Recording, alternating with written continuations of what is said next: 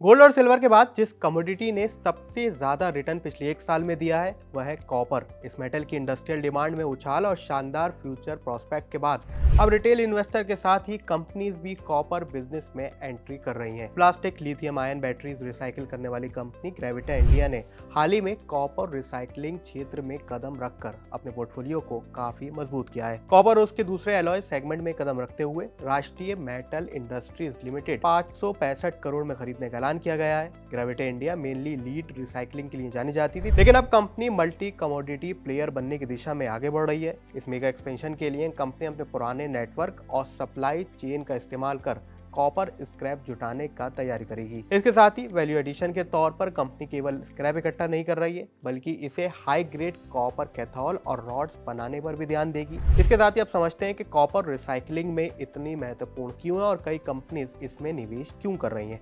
सबसे पहले तो इसकी डिमांड काफी तेजी से बढ़ रही है। ईवी और रिन्यूएबल एनर्जी के क्षेत्र में कॉपर का इस्तेमाल साधारण कारों से 3 से 4 गुना ज्यादा होता है। इन्वायरमेंट बेसिस पर भी देखें तो तांबे को जमीन से माइनिंग की तुलना में इसे रिसाइकलिंग करना 85% कम एनर्जी खर्च होती है। इसके साथ ही सर्कुलर इकोनॉमी में भी रिसाइकिल कॉपर की गुणवत्ता बिल्कुल नए तांबे जैसी होती है, जिसे बार बार इस्तेमाल किया जा सकता है, यानी कि कॉस्ट का काफी ज्यादा फायदा कंपनीज को मिलेगा। यही कारण है कि दुनिया भर की कॉपर रिसाइकलिंग मार्केट अरबों डॉलर की होनी जा रही है। इंडिया की कॉपर डिमांड को भी देख लेते हैं तो ग्लोबल मार्केट की डिमांड का लगभग 8 से 10% अकेले इंडिया में होता है और इसका प्रोजेक्शन 2035 तक है कि India second largest copper market globally होगा।